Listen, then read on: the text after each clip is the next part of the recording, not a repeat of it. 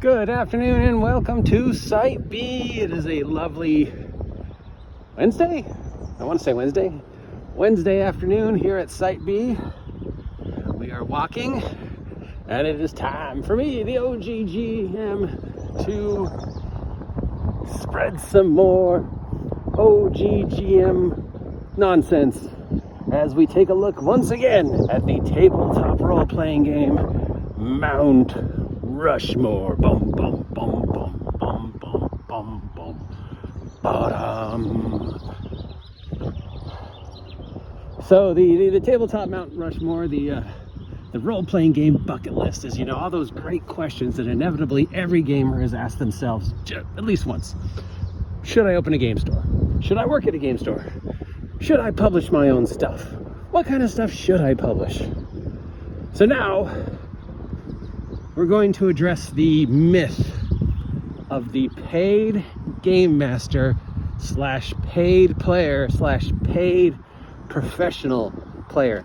Now we're hearing this paid professional player or professional player a lot lately.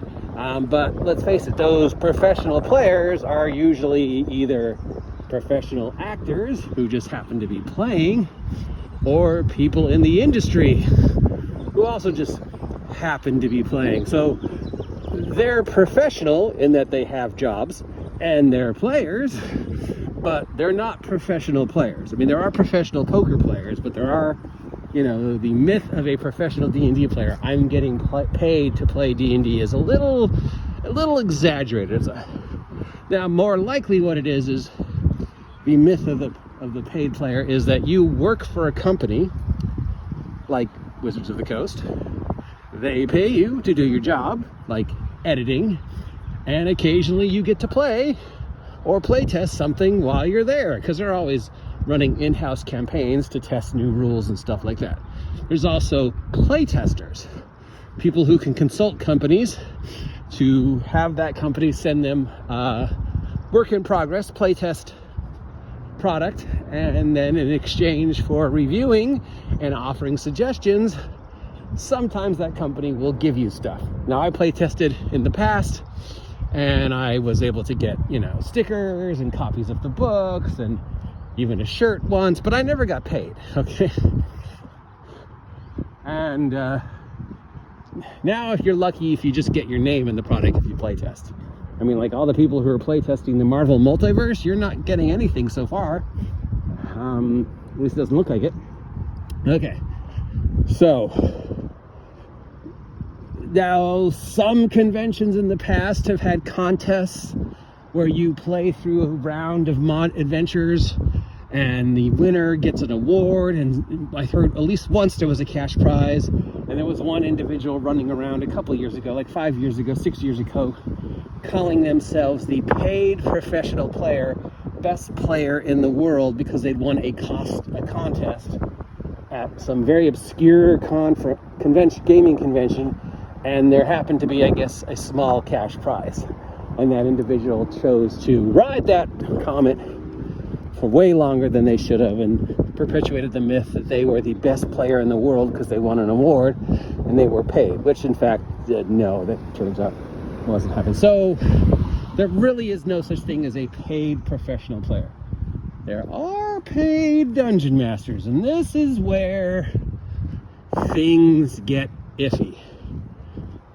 Now, there is a running myth of, DMs who've been offered money to run. Oh, we showed up at his house and we gave him $100 and he ran a game for us.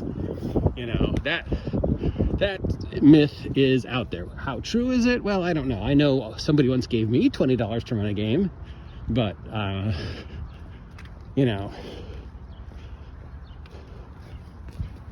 as for the paid dungeon master, now we know there's individuals out there who are claiming they are paid dungeon masters. We even know that there's a website now that are putting dungeon masters with players together for money, and we know that some stores have had in the past employees who also ran games, and they might have received some financial incentive or discount for running. But the actual paid DM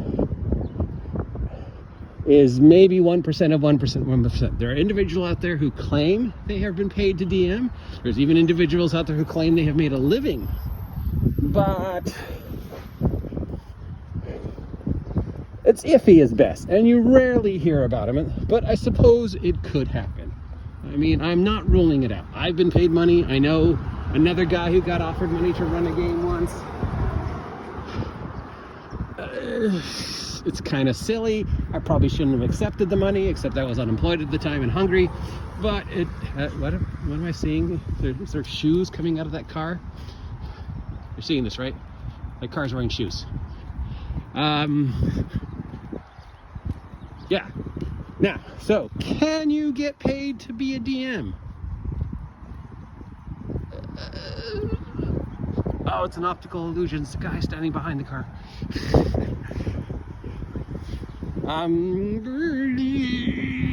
Yes. High probable maybe. Afternoon. What are you two up to? Should you get paid to be a DM?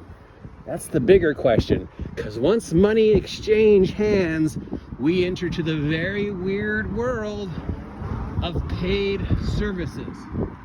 I'm paying you, I expect a certain service in return. If I don't get that service, have you violated a contract? That's the big if. It's not can you get paid. Sure, I mean, I suppose it could happen. It's should you.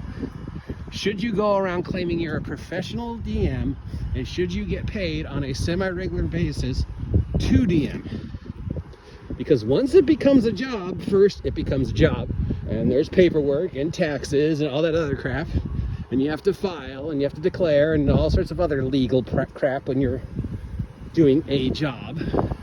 But two, once you start providing a paid service, that is a contract.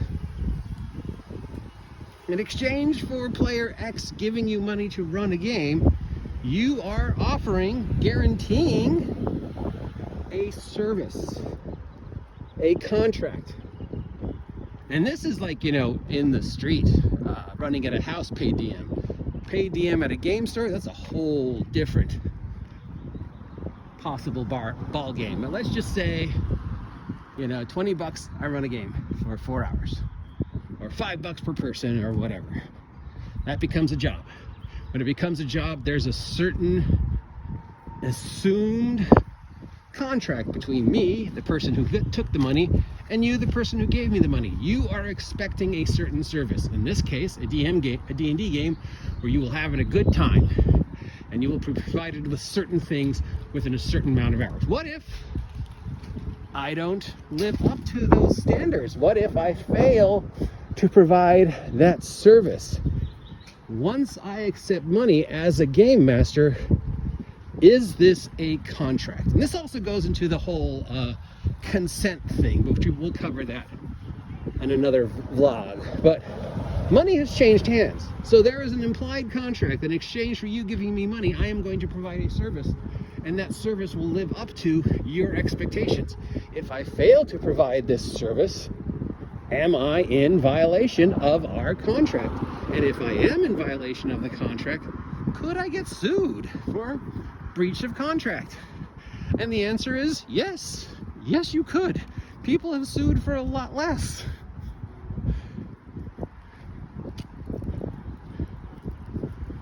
So, howdy. Now, a good way around that is to be a paid in-store DM. I'm running my game in-store. You're paying the store to sit down and play at the table. In return, the store may or may not give me some incentive for running, but it is the store's responsibility now. So if something happens to you, it is the store who assumes the responsibility. If you don't enjoy it, if I violate some trigger or whatever, then the store could be held responsible, and again, could be in breach of contract, especially with this whole triggering and, you know, upset and pronoun things. And, you know, it is a very, very, very, very slippery slope right now to be in our hobby and say things, because those things can be just used against you. So the other way is to provide a service warning. You know, it's the hot coffee story, right? I didn't know the coffee was hot, so I'm now suing McDonald's, right? Or and this is true, somebody sued Red Bull because Red Bull claims it gives you wings. And he sued them because he didn't get wings. And he almost won. But you notice that Red Bull is using the "it gives you wings" statement again, so he didn't win. Okay, I don't know if he settled out of court or just the judge went, dude. But you know, the lady with the hot coffee, she won, which now always going forward now, the restaurant has to tell you, caution, this coffee may be hot. You could protect yourself with a caution. Now, this is not you know, this is not like the consent thing. This is just like, you know, I'm running a game. But you know, I cannot caution, you know, this game may not be for you. Caution, you may not have a good time. Caution, I am not held responsible if X happens, you know, or the store's X. Best choice. Never go to somebody's house. Never take money to run a game at somebody's house. Okay, first, you're going to a stranger's house, you don't know what the fuck's gonna happen. Second, in their house, they can say anything happened. You took money. There could be a whole bunch of stuff that could come down on you legally. If a store wants to provide a on-staff game master, and you, in return for running a game at the store offers you some incentive to run the game, and people pay the store for the opportunity to play in your game, you're in the clear. The store would be responsible should that contract be violated. So really, it comes down to, can I become a paid DM? Sure. Should I become a paid DM? Probably not. Especially not now. Maybe a few years from now, when this whole current environment settles down, it might be something to consider. But definitely, no matter how much money somebody offered me now, I would definitely not take it. And I definitely wouldn't go to somebody's house to run. There's just too much messed up shit happening right now, you know? Public place, game store. Let's play at the game store. Let's support the game store. And if the game store wants to provide that paid service, pay the game store $10 for a guaranteed 4-hour game. Everybody gets a something, blah. In return, you get a copy of your character sheet, a discount on dice, whatever. That's a great record. I'm not surprised. I am very surprised not more stores don't follow the game pub paid to, you know, model. The DM is not responsible for anything that happens. The store is. But the store has things to protect it, like liability insurance. So yeah. Can you? Yes. Should you? Now? No. Unless you can do it with a store. That is the only way I would say try it. Now, you know, if somebody wants to slip you $20 or whatever, or buy you a soda, fine, you know. But if you're consistently taking money to run a game and you do not provide that level of excellence, and again, I'm not talking about all the illegal shit you would have to jump through to be a professional DM and taxes and all that other crap. Just, if you're consistently taking money, then there is a whole plethora of legal shit that could fall on your feet, where you would end up coming out in the end on the loose side. The court system is geared for people to sue people for anything, and it's usually geared that the person getting sued is going to lose. Case in point, hot coffee. So yes, the coffee is hot. The game is not for everyone. You may encounter things that you might find upsetting in the game. I, the DM, am not responsible. The store is. All right, so there we go. The latest issue of the tabletop role-playing game, Mount Rushmore. Should I open my own game store? Probably not. Should I go work for? Should I work for a game company? Sure, why not? I mean, if you can't get the gig, you should. Should I publish? Definitely. Should I become a paid dungeon master? Not right now, no. I would definitely say not right now, no. Anyways, that's it. Talk to you soon. Bye.